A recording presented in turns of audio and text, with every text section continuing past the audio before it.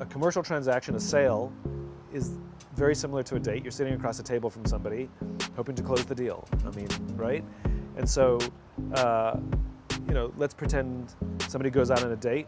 It was a setup, it was just like with work, you're introduced to somebody. And that kid sits across the table with his date, and he says, I'm really rich. I've made a lot of money. I'm really successful. Know a lot of famous people. I've got a beautiful house. You should come by and check it out sometime. And I'm on TV a lot, which is great because I'm really good looking. I mean, does that kid get a second date? I mean, it's such a bad date. It's so obvious how badly that went. Well, why do we think that it's any better in business? And look how a business transaction goes. We sit down and we say, we're a very successful company. In fact, we're the biggest in the industry. Very successful. I am also one of the top salespeople, one of the top brokers. You know that. Our corporate headquarters are beautiful. You should come over and have a meeting there sometime. You may have seen our commercials on TV. We have an amazing ad agency, and we have beautiful TV commercials, which is great. Like, if we thought one sucked, why do we think this is good? Sure. Right? The irony is, if you just learn to start with why, if you actually have a purpose, cause, or belief underlying your work, it profoundly changes that whole sales call. Yeah. So that kid sits down again and says,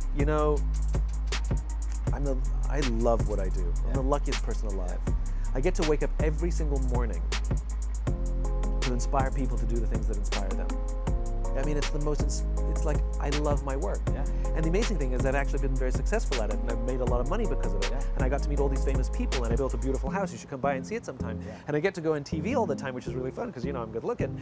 Like, you can say all the same stuff, and now it's the tangible proof of the philosophy of the belief, but it's not the reason you buy.